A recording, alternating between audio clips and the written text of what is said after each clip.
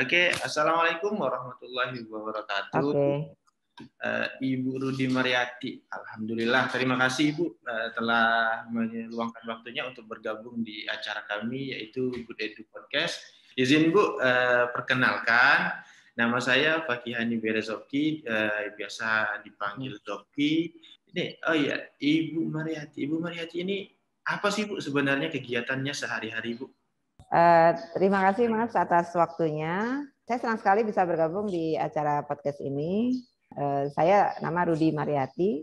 Keseharian saya tentu mengajar untuk mata pelajaran bahasa Inggris di SMK 1 Sungai Raya. Saat ini saya sedang bertugas sebagai praktik atau pendamping untuk program guru penggerak yang sedang di-launching ya oleh Menteri Pendidikan dan Kebudayaan Bapak Nadiem Makarim. Ya, jadi program guru penggerak itu adalah program yang saat ini menjadi program primadona ya dari Kementerian Pendidikan dan Kebudayaan. Nah, adapun tujuan dari pendidikan program guru penggerak ini adalah memang kita ingin pendidikan di Indonesia ini bisa perlahan-lahan namun pasti dirubah secara mendasar. Yang mana perubahan itu harus dimulai dari sisi pengajar atau guru itu sendiri. Nah, dalam program yang diselenggarakan selama 9 bulan, program ini berlangsung, itu diselenggarakan dalam berbagai angkatan nih Mas. Mulai angkatan 1, 2, dan sekarang untuk di Provinsi Kalimantan Barat sendiri, kita sudah mulai seleksi masuk untuk angkatan keempat, seperti itu. Nah, guru-guru yang akan mendapatkan pelatihan selama 9 bulan itu sebelumnya pakai seleksi nih Mas, ya kan? Karena yang minatnya juga banyak, besar gitu ya, sehingga mereka perlu diseleksi mana yang betul-betul kompeten dan memiliki keinginan yang kuat untuk bisa mengadakan perubahan-perubahan yang itu dimulai dari ruang kelas si guru itu sendiri. Dalam program itu banyak sekali materi-materinya Mas, sehingga dari materi yang tertuang dalam modul-modul program guru penggerak itu diharapkan bisa menciptakan pembelajaran yang betul-betul berpihak kepada murid, memberikan nuansa pembelajaran yang lebih merdeka kepada para murid seperti itu, Mas.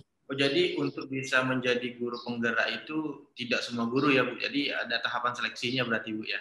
Iya, benar. Oh, jadi begitu. Oke, Ibu.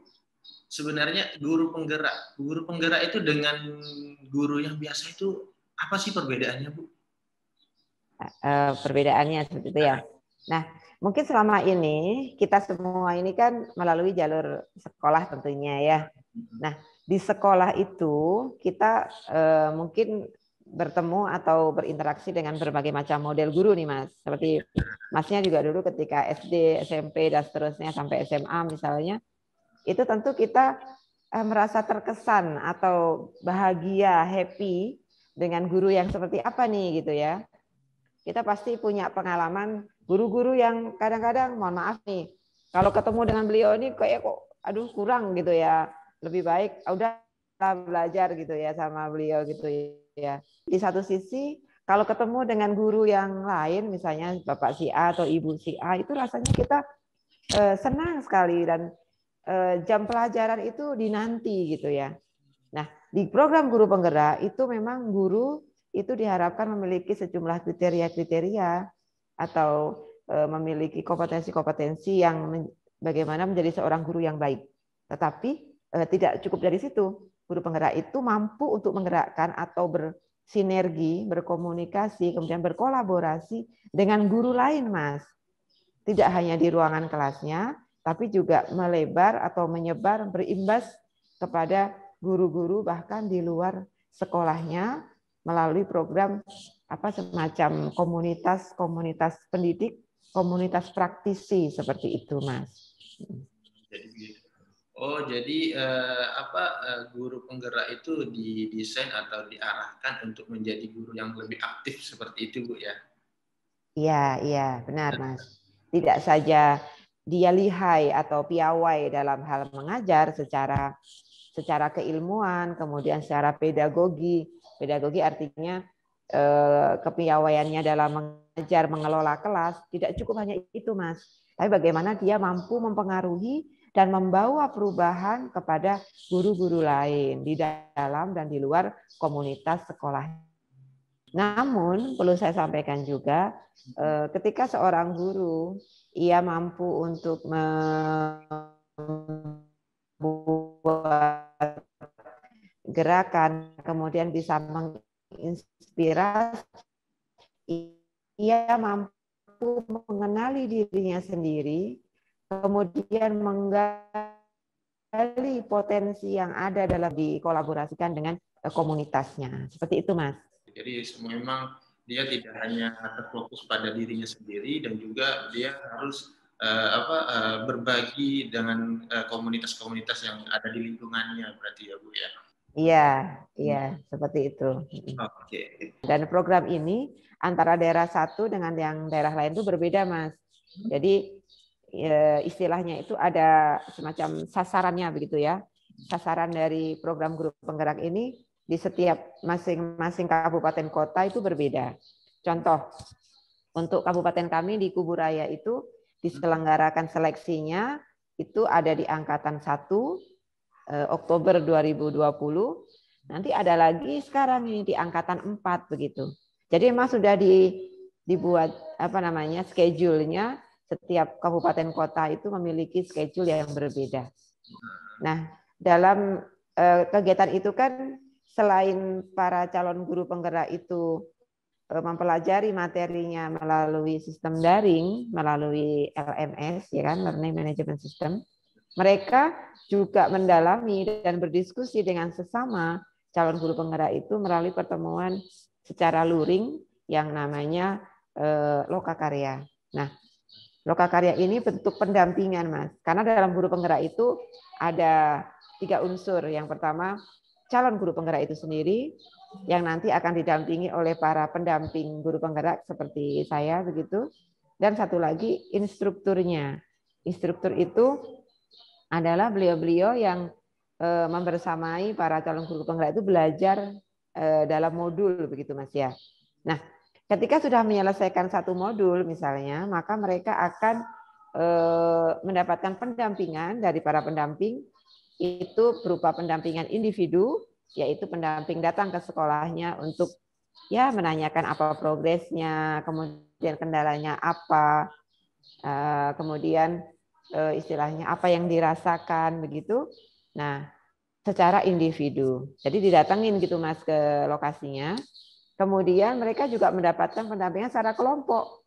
Para pendamping guru penggerak yang sudah lulus seleksi untuk ini ya, sebagai istilah kami itu sebagai teman seperjalanan begitu ya.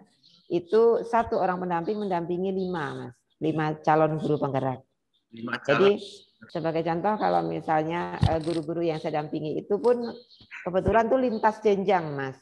Jadi ada guru yang saya dampingi itu guru SD. Kemudian ada juga guru SMP dan beberapa juga guru SMA. Sehingga kita mengabaikan jenjang itu karena kita fokus kepada bagaimana peningkatan kemampuan atau bagaimana mereka akan berlatih menguasai baik itu keilmuan secara pedagogiknya maupun kepemimpinannya. Karena sebenarnya para calon guru penggerak itu ketika nanti sudah lulus pendidikan, mereka lah yang akan diproyeksikan sebagai calon pemimpin-pemimpin pembelajaran. Seperti itu, Mas. Kenapa sih Bu, Ibu memilih daftar guru penggerak tapi di pendamping? Apa sih Bu yang melatar belakanginya, Bu?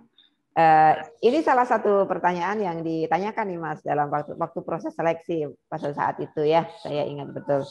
Jadi sebenarnya apa motivasi internal kita, kenapa kita kok ingin bergabung? Kalau saya ditanya seperti itu, jawaban saya tentu saya ingin menjadi bagian dari proses, ya kan? Bagian dari proses reformasi pendidikan itu, sehingga saya bisa berperan di sana, memberikan kontribusi yang saya miliki. Karena pada hakikatnya guru yang baik itu adalah guru yang tidak pernah berhenti belajar, Mas, never ending learning gitu ya. Jadi kita harus terus belajar begitu, terlibat dalam berbagai macam gerakan-gerakan ataupun tahapan-tahapan dalam pembelajaran, kemudian juga komunitas-komunitas pembelajaran seperti itu penting sekali Mas sebagai seorang guru. Gitu. Jadi yang melatar belakang itu memang sangat internal lah Bu ya. Jadi ingin menjadi salah satu bagian dari revolusi dari pendidikan kita seperti itu Bu ya. Apa sih Bu harapan Ibu dari kegiatan guru penggerak ini Bu? Iya, jadi harapan kita seperti apa ya? Saya sendiri ya bergabung dalam program guru penggerak ini sebagai pendamping, itu yang paling mendasari saya adalah rasa keprihatinan saya khususnya. Saya sebagai seorang guru juga belum sempurna dalam menjalankan tugas saya sebagai seorang pendidik, karena memang ada kalanya kita ini saat mengajar atau mendidik para siswa itu memiliki keterbatasan ya Mas ya. Keterbatasan baik itu dari sisi waktu, kemudian juga kemampuan, dan yang paling istilahnya paling membuat saya harus segera bergerak atau move on itu adalah bagaimana kita mengetahui atau terampil dalam kita mengelola sebuah pembelajaran. Mungkin selama ini saya kalau bisa dihitung, saya menjadi guru tahun 2009 sampai dengan hari ini, jadi sudah sekitar 12 tahun, saya merasa saya perlu untuk meningkatkan apa yang saya lakukan. Kalau kita flashback, Mas, saya akui kesalahan-kesalahan itu maksud saya adalah tindakan-tindakan saya atau keputusan yang saya pakai dalam saya mengajar itu ternyata itu menyimpang atau kurang benar jika itu kita kaji bahwa saat ini bahwa mendidik yang baik itu adalah mendidik kita harus betul-betul berpihak kepada siswa. Kita masih kadang menjumpai banyak guru-guru yang masih saya katakan mungkin ego. Jadi siswa harus ikut kita begitu. Karena siapa di sini gurunya begitu. Ternyata pemikiran seperti itu tuh kurang benar. Yang benar adalah setiap siswa itu adalah istimewa. Setiap murid itu adalah memiliki potensi yang luar biasa. Tugas kita itu bagaimana agar bisa mengangkat kita mengangkat potensi yang dia miliki untuk menjadi semuanya istimewa begitu. Dan itu tantangannya tidak sedikit, Mas. Kita berbenturan dengan segala macam yaitu baik itu ketentuan yang ada di lingkungan sekolah itu sendiri, peraturan-peraturan yang ada, kemudian juga dari sisi siswanya itu sendiri. Kebetulan saya mengajar di SMK ya Mas ya, yang mana siswanya itu sudah cukup dewasa lah secara usia begitu kan. Mereka datang pada usia sekitar 15-16 tahun, mereka lulus sekitar umur 18-an tahun. Itu dalam proses selama 3 tahun, itu benturan-benturan itu pasti ada. Jadi mereka di saat usia-usia begitu tuh merasa, oh saya yang paling benar, kemudian merasa mereka juga harus beradaptasi dengan berbagai macam karakter guru begitu. Nah, saya pribadi, saya ingin menjadi guru yang benar-benar mereka menunggu saya gitu ya, menunggu waktu pertemuan atau pelajaran saya gitu. Jadi saya betul-betul bisa diterima oleh mereka tanpa saya harus banyak memberikan instruksi, saya menyampaikan harapan-harapan saya. Tapi bagaimana siswa itu bisa secara kreatif aktif dia bisa memulai begitu, mengungkapkan dan tidak segan apa yang dia inginkan dari pembelajaran itu, begitu Mas. Jadi salah satu yang sangat diharapkan adalah Ibu menjadi guru yang sangat dibutuhkan oleh siswa-siswinya. Iya, siswanya begitu. Terus ini Bu, di masa proses pembelajaran kendala selain yang itu juga ada masalah karakter yang berbeda. Kalau di SMK itu Bu, problem khususnya itu Bu, gimana sih Bu sebenarnya permasalahan yang mungkin tidak ditemukan di SMA atau tidak ditemukan di sekolah lain, madrasah aliyah atau apa? Nah ini pertanyaan ini sebenarnya saya tunggu ya, karena ini kita akan bicara tentang memang kekhasan dari program sekolah kejuruan atau SMK. Nah, saya sebenarnya untuk terjun ke dalam dunia SMK begitu itu memang tidak sengaja, karena sebenarnya awalnya dulu saya mengajar SMA, kemudian terkena mutasi begitu, mengajukan mutasi, kemudian saya ditempatkan di sebuah SMK.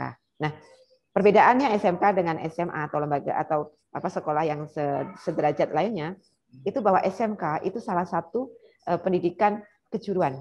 Jadi yang saya sebut dengan vokasi, seperti yang ada dalam judul podcast ini. Nah, vokasi itu sendiri artinya adalah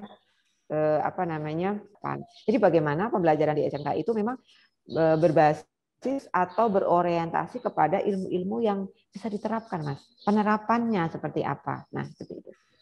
Nah, kemudian kalau dikaitkan dengan pembelajarannya, itu tentu karena kita set goal-nya beda, maka prosesnya tentu beda dong, gitu kan.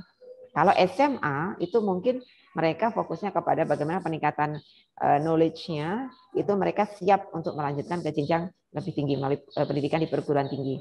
Tetapi SMK itu memang tujuan akhirnya adalah menciptakan lulusan-lulusan yang terampil, sehingga dalam ramuan atau muatan kurikulumnya itu prosentase untuk praktik dengan teori itu berbeda, Mas. Kalau di prosentase itu kalau mengutip dari yang disampaikan oleh Pak Dirjen Pendidikan Vokasi, Pak Wikan Sakarinto, itu mengatakan untuk SMK itu minimal 60% itu harus praktek, Mas. 60%. Seperti itu. Iya, sisanya baru yang bersifat teori. Nah, praktek itu menjadi sebuah keharusan untuk sebuah sekolah kejuruan. Karena vokasi atau ilmu terapan itu harus digesekkan atau harus diberikan atau istilahnya dibiasakan bahkan dari tahun pertama mereka masuk begitu. Apakah kemudian mereka tidak belajar ilmu-ilmu umum, Bu, gitu ya? Saya katakan no, mereka tetap belajar, namun persentasenya kita lebih kecil. Nah, bahkan untuk saat ini materi-materi pelajaran umum itu sudah kita sinkronkan, Mas. Namanya sinkronisasi untuk kurikulum kita sesuaikan dengan jurusannya, begitu. Kita tahu ya di SMK itu kan banyak jurusan, Mas. Ada yang itu tentang pertanian, kemudian juga ada di perikanan, mesin, kemudian ada di desain gitu yang multimedia, dan banyak lagi, ada banyak sekali kompetensi kejuruan atau bahasa mudahnya jurusan begitu ya. Mereka bisa pilih begitu. Jadi sekali lagi kalau yang dikaitkan dengan kita sebagai guru bagaimana mengajar di SMK, kalau menurut saya kita harus bisa menyatu dengan mereka. Ketika mereka pembelajaran teori, kita pun teori-teori yang berkaitan dengan mereka dengan kejuruannya, Mas. Jangan sampai misalnya pembelajaran agama ya, atau yang mudah saja misalnya mata pelajaran saya. Ketika saya mengajar anak-anak SMP pertanian, maka materinya jangan sampai saya mengambil itu contoh-contoh atau teks-teksnya itu hal-hal yang jauh atau berkaitan dengan pertanian. Tetapi saya harus memilih nih, memfilter materi-materinya itu harus sesuai dong dengan yang mereka pelajari dalam jurusan pertanian. Begitu, Mas. Jadi biarpun materinya umum, tetap penggiringan materinya tetap harus berkaitan, Bu, jadinya, Bu, ya. Jadi dengan betul digiring ke sana. Jurusannya apa, jadi nanti kita ketika mempraktekkan yang memberi contoh itu berkaitan dengan jurusan mereka seperti itu, Bu, ya.